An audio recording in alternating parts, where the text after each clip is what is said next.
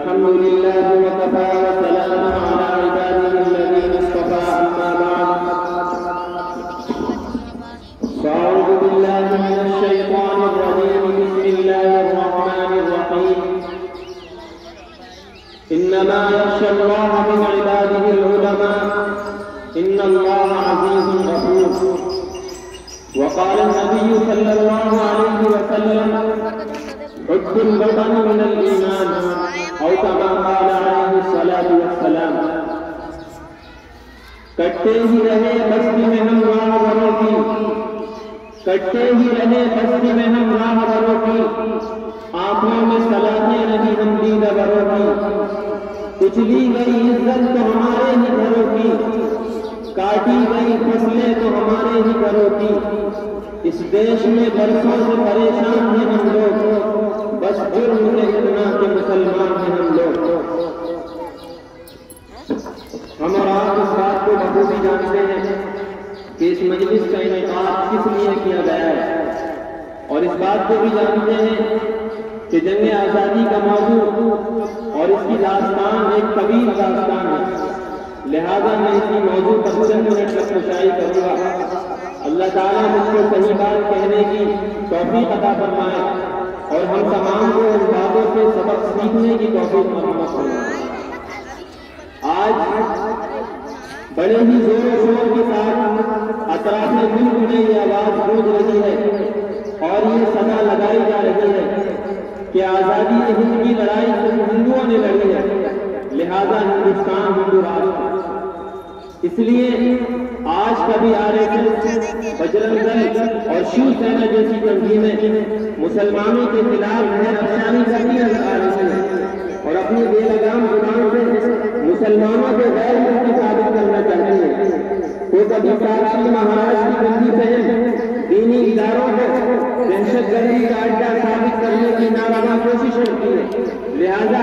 میں پوچھنا چاہتا ہوں ان تعصب پرستوں سے کہ بتاؤ جب ہندوستان کی سرزمین پر انگریز کا تسلط ہوا ہندوستان کے مان کے سندور کو پھوٹا جا رہا تھا خوبصورت عمارتوں کو مسمار دیا جا رہا تھا وہ کام تھا جو اس ملک کی آزادی کے لیے اپنا لہو بہا رہا تھا آج تم ہم سے سمجھ اور وفا مانگتے ہو اور سورج سے زیادہ روشن تحریک آزادی میں ہمارے کردار کو مشکوک نگاہوں سے دیکھتے ہو تو سنو ہم بھی اس ملک کے رکھوالے اور محافظ ہیں احسان فراموش تم ہو کہ تم کو آزادی کی خوبصورت فضائیں ہم نے دی ہیں آؤ دیکھو اپنے ماضی کو جب تم انگریز کے جنگل میں جھگڑے ہوئے تھے تمہیں سانس تک لینے کی مہلت نہ تھی اس وقت اس ملک کی گود میں پرورش پانے والا کوئی مائی کا لال اتنی ضرورت نہیں کر سکتا تھا جو انگریز کی حکومت کو للکار سکے اور دنیا کی سپر پاور طاقت کا مقابلہ کر سکے لیکن دیکھو ہماری بیباکی کو کہ سب سے پہلے جس نے آزادی کی آواز اٹھائی وہ شیر دل انسان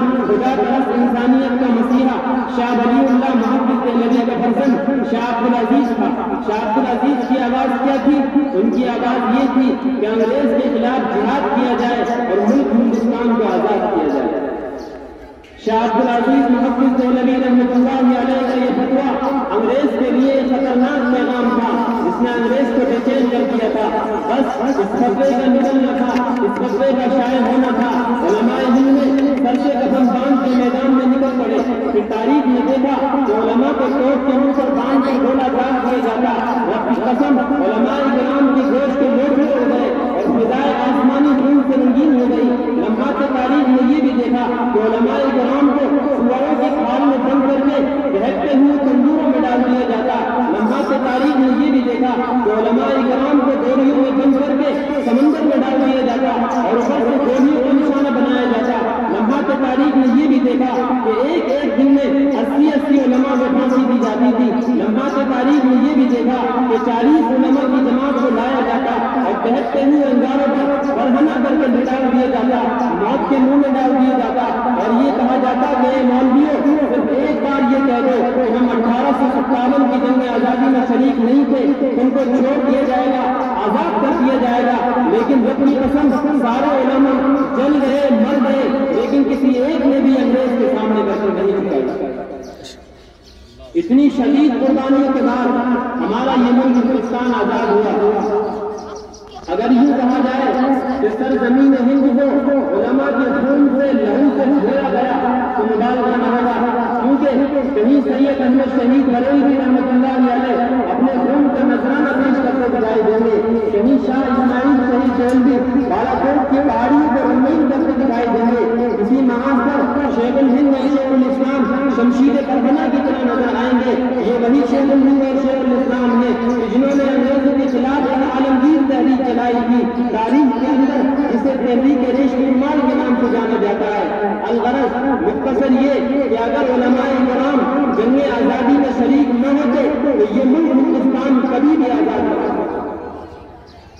لیکن بڑے ہی افسوس کے ساتھ یہ بات کہنی پڑ رہی ہے کہ کل ہمارے اسلاف نے اپنا خون پسینے کی طرح بہا کر اپنے بیویوں کو بیوہ کر کے اپنے بچوں کو یتیم کر کے اپنی جانوں کو مالوں کو قربان کر کے اس آزادی جیسی نعمت کو حاصل کیا تھا. لیکن آج ہمارے ساتھ جو ظلم ستم ہو رہے ہیں, آج ہمارے ساتھ اس ملک کے اندر جو دوہرا سلوک کیا جا رہا ہے وہ روز روشن ہو کر آیا ہے. لہٰذا میں پوچھنا چاہتا ہوں ان تعصب پرستوں سے, ان فرقہ پرستوں سے, ان آزادی کا نام لینے والوں سے تو بتاؤ کہ آزادی اسی کا نام ہے جو چاہے مدارس پر حملہ کرے, جو چاہے مساجد پر حملہ کرے. کیا آزادی اسی کا نام ہے جو چاہے مسجدوں کو منتخب کر دے اور مندروں کو تعمیر کر دے. کیا آزادی اسی کا نام ہے جو چاہے کسی مسلمان کو پکڑے اور مار ڈالے. کیا آزادی اسی کا نام ہے جو چاہے قرآن کی تحریف کا مطالبہ کرے. کیا آزادی اسی کا نام ہے جو چاہے مسلمان ماں اور بہنوں کی عزت اور عدل کو لوٹ لیا جائے.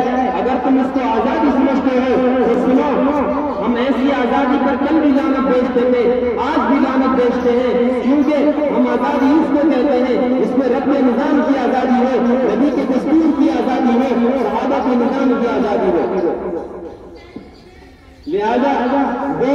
اور ایک بات یاد رکھو کہ وہ وقت گزر گیا جس وقت کے متعلق یہ کہا جاتا تھا کٹتے ہی رہے جشن میں نمرہ نگروں کی, آنکھوں میں سلاطیں نہیں ملتی نگروں کی, کچلی گئی عزت تو ہمارے ہی گھروں کی, کاٹی گئی فصلیں تو ہمارے ہی گھروں کی. تمہیں اگر اپنی شرارتوں سے باز آنا ہوگا